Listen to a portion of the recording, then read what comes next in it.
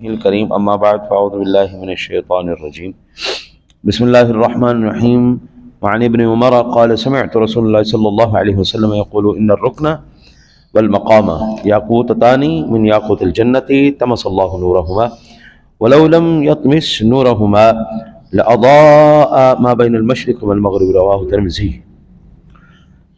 حضرت امام ترمذی نے حضرت ابن عمر رضی اللہ تعالیٰ عنہ سے روایت نقل کی ہے۔ وہ فرماتے ہیں کہ میرے آقا جی علی نبینا علیہ الصلوۃ والسلام کو میں نے فرماتے ہوئے سنا کہ حجر اسود اور مقام ابراہیم یہ دونوں جنت کے یاقوتوں میں سے یاقوت ہیں جن کی روشنی اللہ تعالیٰ نے چھپا لی ہے۔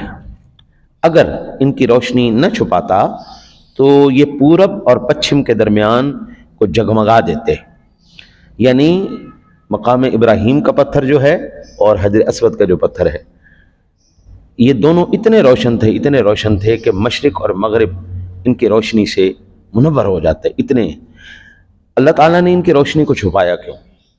اس کی سب سے پہلی اور بڑی وجہ کہ اگر جنت کی نعمتیں آج ہم پر عیاں ہو گئی تو آج تو دنیا سب سے پہلے تو وہ نقالی میں ہوشیار ہے۔ آپ کو شاید علم ہے کہ چائنا نے مصنوعی سورج بھی بنا لیا ہے۔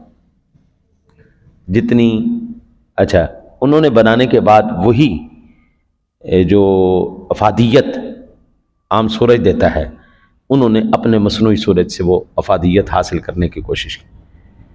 ہمارے لیے جو سب سے پہلی چیز تھی